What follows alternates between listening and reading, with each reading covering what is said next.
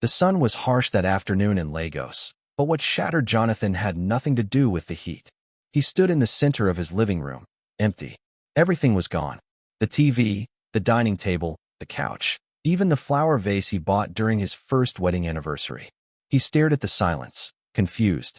"Amara," he called. "Mimi, Mara." No answer. The twins should have been back from school by now, giggling like they always did, fighting over who got to hug Daddy first. But the house was empty. Then he saw it. A white paper lying on the floor near the front door. He bent down, picked it up, and read, "I'm sorry, Johnathan. I had to go. My conscience wouldn't let me stay. I cheated on you. Mimi and Mara are not your daughters. I can't continue living a lie. I'm taking the properties because I suffered with you to build all of it. Please take care of yourself, Amara." The room spun. He dropped the paper. His legs gave out. He sank to the ground, breathing hard as if someone had just punched the air out of his lungs. But no, this was worse than a punch. This was a bullet through his chest. "No, no," he whispered, shaking his head, his eyes wide with disbelief. "Not my Amara, not my girls." His mind raced with memories. How she held his hands during their toughest days. How they laughed during the twins' FTH birthday. How she once told him, "Even if we lose everything, I'll never leave you." Now she was gone, and so were the children he raised like his own. The pain didn't come all at once. It started like a numbness in his chest. Then a storm. He screamed. He smashed the photo frame on the wall. He pulled down the curtains. He wept until there were no more tears.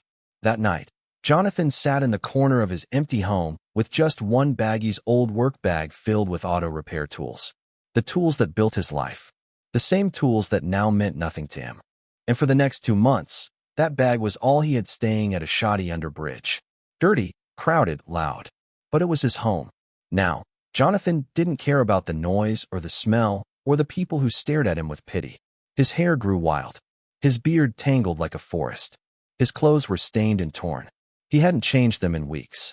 The once famous automobile engineer, the same man whose garage once fixed the governor's SUV, was now just another shadow among the forgotten. People whispered, "Isn't that Johnathan the car genius?" Some still tried to talk to him, but he wouldn't answer. He just sat in silence, clutching his tool bag like it was the last piece of his broken heart. What no one knew was this. Johnathan's hands still remembered. His brain still worked. His heart was still good. He had lost everything, but not his skill. Then came the afternoon that changed everything. The Lagos highway was hot, and the air smelled of burnt tires and diesel. Traffic stretched for miles. Honks, yells, sweat. Johnathan walked slowly by the roadside, dragging his bag like a lifeline.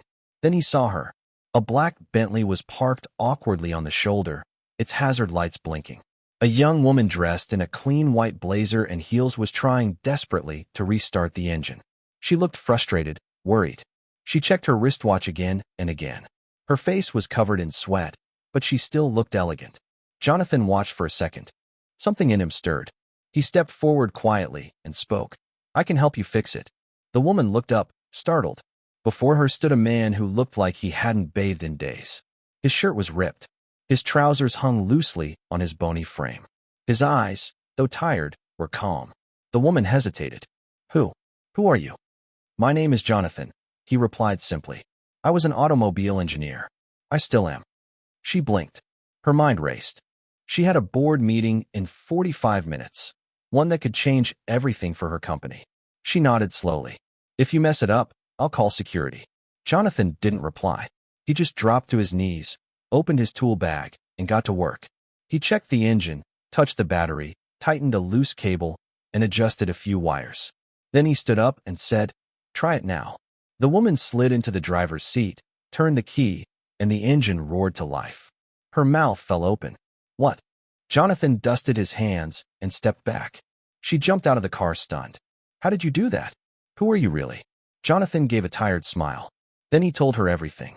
He told her about Amara, about the letter, about the twins, about the months of silence, the pain, the shame, about a shoddy bridge, about losing the will to live. The woman listened, frozen. Her name was Monica Johnson. She didn't say much at first. She just kept staring at him. This broken man who, despite everything, still chose to help a stranger. What Johnathan didn't know was this. Monica was no ordinary woman. She was the CEO of Bright Future Technology Zone of Africa's top tech companies. A billionaire, a genius, a woman raised by one of Nigeria's wealthiest men. Her apps were used by children in rural schools. Her tech helped the police track criminals using call data. She was a powerhouse. And here she was, saved by a homeless man. Her throat tightened. She blinked back tears. "I want to do something for you," she said softly. Before Johnathan could speak, she had already picked up her phone. "Come with me." He hesitated. She smiled gently. "Trust me, this is just the beginning." Johnathan sat quietly in the back seat of the Bentley, his hands resting on his knees. The cool air from the AC felt like a shock to his skin. It had been weeks, months since he had felt cold air like this, or sat on anything this soft. Monica glanced at him. He looked lost, a man holding himself together by a thread. "Are you okay?" she asked gently. Johnathan nodded slowly, eyes fixed outside the window as the busy streets of Lagos rushed past them. Soon they turned off the main road, entered a gated estate with armed security, and pulled into a driveway paved with smooth marble stone. The gate slid open automatically, revealing a mansion so large and beautiful it almost didn't feel real. Jonathan's breath caught in his throat. Was this where she lived? He stepped out carefully, afraid to touch anything. His worn-out shoes made no sound on the shiny floor. The marble stairs, the fountains, the manicured flower, it felt like walking inside a dream. "Come," Monica said, smiling. "We'll get you cleaned up first." The barber shop smelled of mint and clean towels. Monica sat nearby, watching as the barber carefully trimmed Jonathan's tangled beard, then worked on his overgrown hair. The man in the mirror began to change before her eyes. Gone was the wild, broken stranger from under the bridge.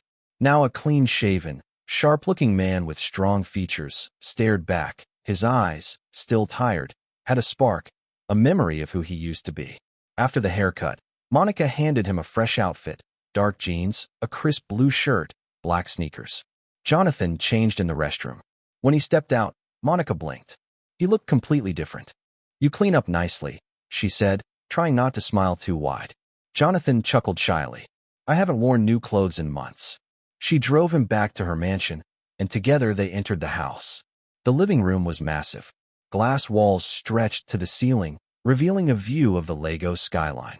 Gold-trimmed furniture, glowing light fixtures, and artwork lined the walls. Monica led him to the guest room larger than any room he had ever lived in. "You can rest here," she said. Johnathan hesitated. "Why are you doing this? You don't even know me." Monica paused at the door, turned to him, and said, "Because you were kind enough to help me today when I needed it most, and I believe no one should be forgotten just because life broke them." The next morning, Monica took Johnathan to her company's headquarters in Victoria Island. The building stood tall and proud with tinted glass windows that reflected the sun. Inside, employees moved with purpose, typing, talking, running meetings. Everyone greeted Monica with respect. She was young, but her presence commanded attention. In her private office, Monica handed him a folder. "What's this?" Johnathan asked. "A plan," she replied. "I want to invest in you. We're going to open the best automobile engineering workshop in Lagos, and you'll run it." Jonathan's eyes widened. "You don't have to do this." "I want to," she interrupted. "You didn't ask me for anything. And that says everything about who you are." He looked down at the papers. His hands shook. He hadn't held anything official in months. Monica leaned forward. "I know what it's like to lose someone. I lost my father when I was 16. He believed in me even when I didn't believe in myself. I want to do that for someone else now." Johnathan swallowed hard, and knot tightened in his throat. "Thank you," he whispered. She smiled warmly. "You've got work to do, Mr. Johnathan." Over the next few weeks, Monica made arrangements. She brought in lawyers, business developers, and even leased a beautiful space on the mainland. The garage was state-of-the-art brand-new equipment, solar backup, a waiting lounge with Wi-Fi and coffee. Jonathan's name was on the door. People were curious at first. Who was this quiet, serious man opening a new auto center? But soon, whispers turned into praises. "This guy fixed my Lexus in 15 minutes. He repaired what 5 mechanics couldn't fix. Johnathan, that man is a genius." Within 2 months, J&M Auto Tech became the most talked-about workshop in Lagos. And Monica, she came every evening. Sometimes just to check on him, sometimes just to sit and talk. She would ask about engines, gears, wires, things she had no business knowing. But she liked to listen, and he liked to talk to her. One evening, Monica invited him to the rooftop of her mansion. The sun had dipped below the skyline, and the stars had started to appear. They sat quietly, sipping juice. The wind was gentle. Legos twinkled below them like a sea of light. "Do you ever think about your daughters?" Monica asked softly. Johnathan nodded. "Every day I wonder if they still remember me." "You were a good father," she said. "Still are." He turned to look at her. "And you? You saved me." Monica looked away, embarrassed. "You saved yourself. I just reminded you who you are." The silence grew deep, charged. Monica opened her mouth to say something, but words failed her. Johnathan took a breath. "Monica, yes." But before he could continue, his phone buzzed. It was an unknown number. He stared at it for a second, then answered. There was silence on the line. Then a shaky voice whispered, "Johnathan, it's me, Amara." His heart stopped. Monica's eyes widened as she watched his face go pale. "I need help." Amara's voice trembled. "Please, I have no one else to turn to. The girls, Mimi and Mara, they need you." Johnathan stood frozen, the phone still at his ear. "Where are you?" he asked quietly. Her answer was barely a whisper. "Outside your gate." Johnathan stood by the door, motionless. The phone was still pressed against his ear. Even though the call had ended outside his gate, his hands trembled slightly. For months he had dreamed of this moment, feared it, begged for it, and now it was happening. Amara, the woman who tore his world apart, the woman who stole his joy, his daughters, his peace. He turned slowly toward Monica, who was watching him with gentle eyes. "She's outside," he said in a voice that didn't sound like his own. "Amara, with the girls." Without a word, Monica rose from her seat and walked toward the elevator. "Let's go," she said calmly. "I'll come with you."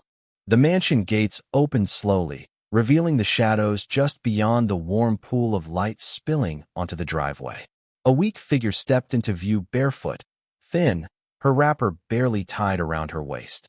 Her eyes were sunken, her lips cracked, her hair untamed. It was Amara. She looked nothing like the woman Johnathan had once loved, the woman who had captivated people with her beauty and grace, the woman strangers used to call Miss Nigeria. That version of Amara was gone. Behind her, clutching each other's hands, were two little girls, 7 years old now, Mimi and Mara. Their faces were tired, their clothes dusty, their cheeks strewn with dry tears, but their eyes still held the same light. The moment they saw Johnathan, the silence shattered. "Daddy," they both screamed. They ran. No hesitation, no fear, just tiny feet slapping against the pavement. Johnathan dropped to his knees and opened his arms just in time to catch them. They crashed into him, sobbing, holding him tight, their small hands clinging to his shirt like it was the only thing keeping them safe. "I missed you," Mimi cried. "I thought you forgot us," Mara whispered. Johnathan didn't speak. He just held them. His chest rose and fell with shaky breaths. His hands trembled as he stroked their hair. Monica stood a few steps behind, watching silently. Then slowly, Johnathan raised his head and looked at Amara. She stood with her head bowed, not daring to meet his gaze. "Come inside," he said, surprising even himself. Inside the living room, Monica handed the girls juice and warm food and led them to a guest room where they could rest.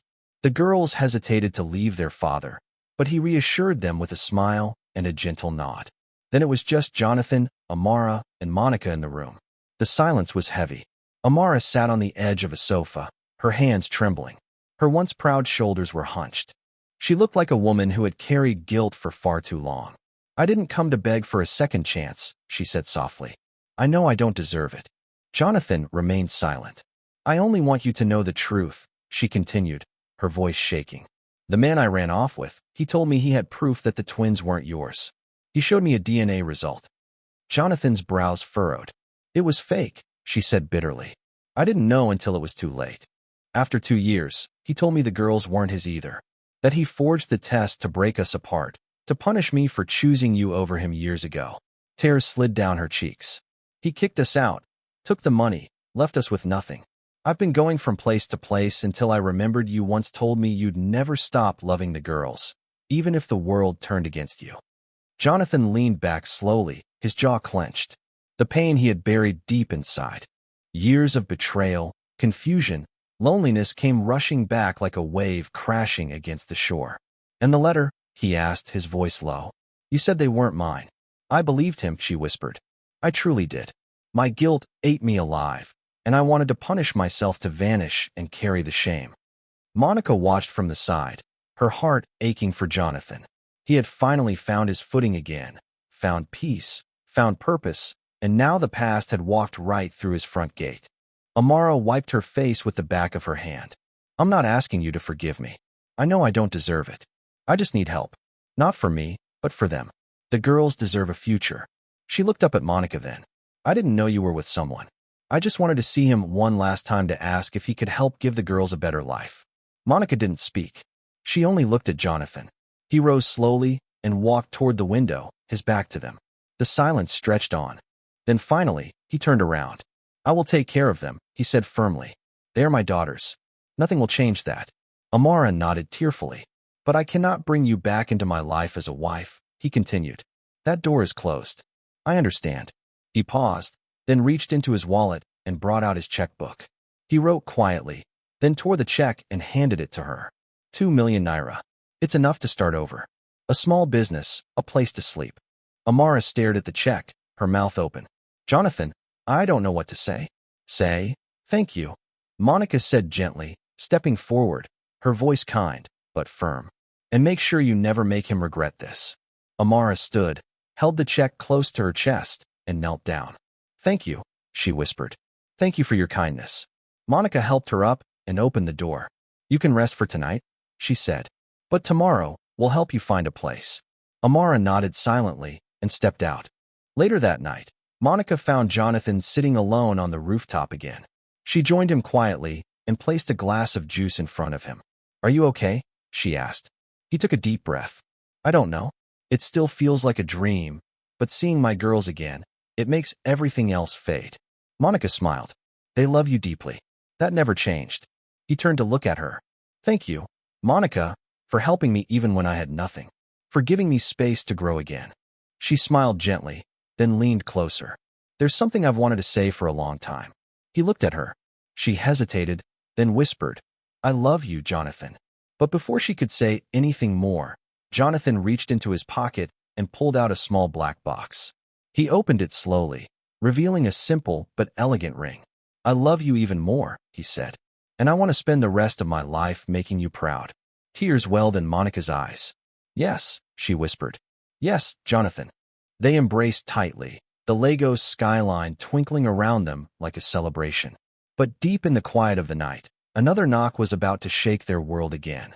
The knock was soft at first, barely noticeable.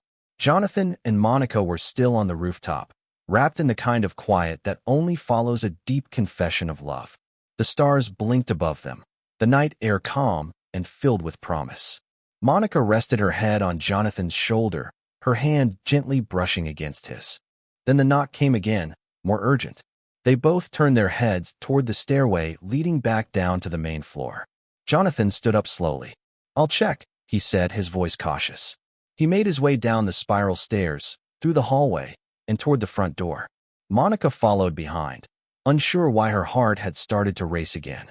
When Johnathan opened the door, a man stood there, tall, slim, clean-shaven, sharp jaw. He looked like he had money, the kind of person who didn't wait long for answers. He wore a white linen shirt, sleeves rolled, and a gold chain shimmered faintly around his neck. "Good evening," the man said smoothly. "Is Amara here?" Johnathan's heart dropped. Monica stepped forward slowly. "Who are you?" The man smiled without warmth. "My name is Maxwell." "I know. Are you the one she ran away with?" Johnathan asked, his voice low and steady. Maxwell tilted his head slightly. "That's not really important anymore, is it? I just came to make sure she's not spreading lies." Monica narrowed her eyes. "Lies?" "Yes," Maxwell said casually. "She's been walking around telling people I faked a DNA test, that I took her money and left her with nothing. None of that is true. She's just bitter because things didn't work out." Johnathan took a step forward, his jaw tightening. "You destroyed her. You lied to her. You took her away from her family. And now you want to rewrite the story." Maxwell chuckled. "She made her own choices. Don't make me the villain." "You are the villain," Monica said sharply. "And you're not welcome here." Maxwell held up his hands. Relax. I'm not here to start drama. I just wanted to be sure she doesn't drag my name through the mud. Just then, Amara appeared at the end of the hallway, holding Mimi and Mara's hands. The girls froze the moment they saw Maxwell. Amara's face drained of color. I told you never to come near me again, she said quietly, her voice shaking. Maxwell raised his eyebrows. I thought you'd be a bit more grateful. You wanted to start over, didn't you? I gave you that chance. You destroyed my life. She snapped. You showed me a fake DNA test to steal me from my husband. You tricked me into leaving everything behind. And when I had nothing left to give, you threw us out. The girls gripped her hands tighter. Maxwell's tone shifted colder now. Careful, Amara. I know things, too. Things that could damage your precious reputation even more. Monica stepped in front of him. Leave now. Maxwell looked around at everyone in the room, his eyes calculating. Then, with a shrug, he turned and walked away. But just before the gate closed behind him, he turned and said, Enjoy your happy ending, Johnathan. Just know that not every story stays perfect forever. That night, after the tension settled, Johnathan sat in the girls' room, watching them sleep. Mimi had curled up close to Mara, both of them holding on to the same teddy bear Monica had given them when they arrived. He had missed 5 years of their lives, 5 birthdays, hundreds of hugs and good nights. But they were here now, safe. Behind him, Monica walked in with a blanket. You've been sitting here a long time. Johnathan nodded. I'm afraid. She knelt beside him. Of what? That they'll wake up and disappear again. That all this, he motioned around the room, is just a dream. That I'll go back to the bridge and find out I imagined it all. Monica reached for his hand and squeezed it. This is real, Johnathan. You're not alone anymore. He looked at her. Even with Maxwell showing up, I'm not scared of men like him, she said. He had power once. But you have purpose. Johnathan smiled faintly. I love you, Monica. She smiled back. And I love you. 3 months later, Lagos buzzed with news of the wedding between Johnathan and Monica Johnson, tech billionaire, and the once homeless engineer who now owned one of the biggest automobile workshops in the city. Their wedding was simple but elegant. Not a flashy show, but a celebration of second chances, healing, and love. Amara sat quietly in the front row, dressed in a simple gown. She had opened a boutique with the money Johnathan gave her and had finally started piecing her life back together. She didn't smile much, but her eyes followed every moment of the ceremony. Mimi and Mara served as flower girls. Their laughter echoed through the hall as they tossed petals down the aisle, glowing with happiness. And Monica wore a fitted white gown that shimmered like the stars. Her veil was simple, her smile radiant as she walked toward Johnathan, hand in hand with the twins. There wasn't a single dry eye in the room. Even Amara wiped a tear. A year later, baby Eno was born. He had Jonathan's deep eyes and Monica's curious smile. The whole house seemed to come alive again. Jiggles, toys, baby bottles, and lullabies filled every corner. Monica became more than a CEO. She became a mother of 3. And Johnathan, once a man broken by betrayal, was now a father, husband, and one of the most respected business owners in Lagos. People traveled from far places to visit JM Auto Tech. And sometimes while Monica hosted conferences and tech expos, Johnathan would be under a car hood with grease on his hands, teaching young apprentices the magic of engines. But one afternoon, as Monica flipped through old photographs in her home office, a strange email landed in her inbox. Subject: confidential information regarding Maxwell and the forged DNA results. She opened it, her eyes widened. Attached were scanned, documental, DNA results, voice recordings, evidence. The twins were in fact biologically Johnathan's, all along. Monica's heart raced. She stood up and ran to find Johnathan. When he read the email, he sat back in stunned silence. So he knew, Johnathan said slowly. Even back then, he knew they were mine and still lied. Monica touched his hand. What will you do? Johnathan looked out the window at the garden where Mimi, Mara, and baby Eno were playing. I already got everything I ever needed, he said. The truth is just a bonus. But Monica could see something flicker in his eyes, something unresolved. And as the sun dipped behind the skyline, casting long shadows across the house, there came another knock at the gate. The knock echoed softly through the hallway. Johnathan and Monica stood frozen in the doorway of the study, The open email still glowing on Monica's laptop screen. The truth was Mimi and Mara had always been his biological daughters. The pain he endured, the years lost, the heartbreak of it had been built on a lie. But now this knock. Monica looked toward the front door. "You don't think?" "I don't know," Johnathan said quietly. "But let's find out." They walked side by side, slowly, as if afraid the truth waiting outside might be heavier than the one they had just uncovered. When Johnathan opened the door, he wasn't met with Maxwell's smug grin or Amara's tearful eyes. Instead, a young woman stood there dressed in a navy blue jacket with a press badge clipped to her lapel. "Good afternoon," she said softly. "My name is Fair. I'm a journalist with The Guardian Nigeria. I apologize for coming to your home unannounced, but I believe your story deserves to be heard." Johnathan blinked. "My story?" "Yes," Fair replied. "The story of how a homeless man helped a billionaire woman with a broken car and changed both their lives. How that man went from sleeping under a shoddy bridge to owning the most successful auto workshop in Lagos. How he became a father again, a husband, and a symbol of hope." Monica and Johnathan exchanged a surprised glance. "We didn't go public with any of that," Monica said carefully. "I know," Fair said, "but someone anonymously sent us your wedding video and details about the garage.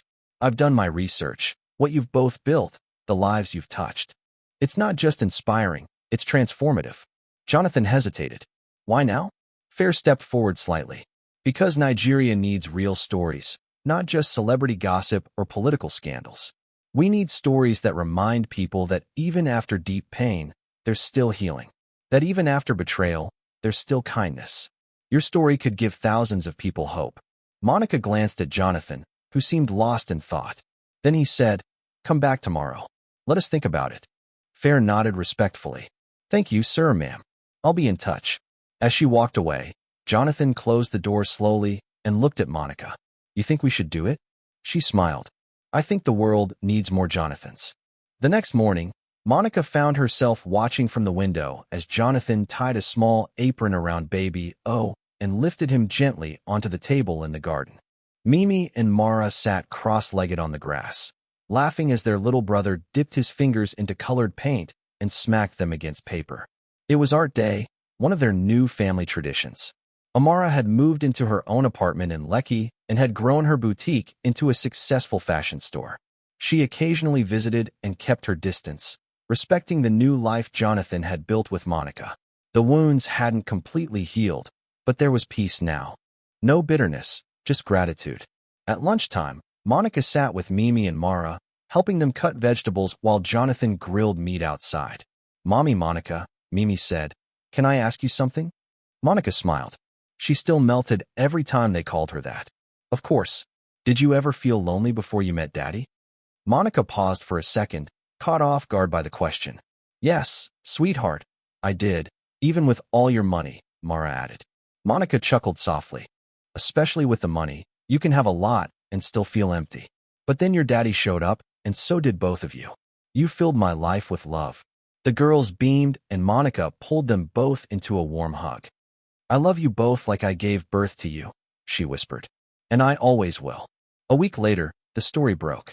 The Guardian published the feature under the title, "From Broken Engines to Healing Hearts, the Man Who Fixed More Than Just Cars." It went viral. TV stations picked it up. Influencers reposted it. Magazines called it Nigeria's most heartfelt redemption story. Radio stations invited Johnathan for interviews. NASA's reached out, offering to sponsor training centers for young mechanics under Johnathan's mentorship. Monica's inbox was flooded, but what surprised them the most was the letter that came by mail. Handwritten, no stamp, just folded neatly in an envelope. Johnathan opened it carefully. It read, "Dear Johnathan, I was one of your former apprentices. AMA, you may not remember me, but I never forgot you. You taught me more than fixing cars. You taught me humility, discipline, and kindness. I was on the verge of joining a gang when you gave me my first job. That job changed my life. I heard what happened to you. I wept. But seeing what you've become now, I have hope again. Thank you for living your truth.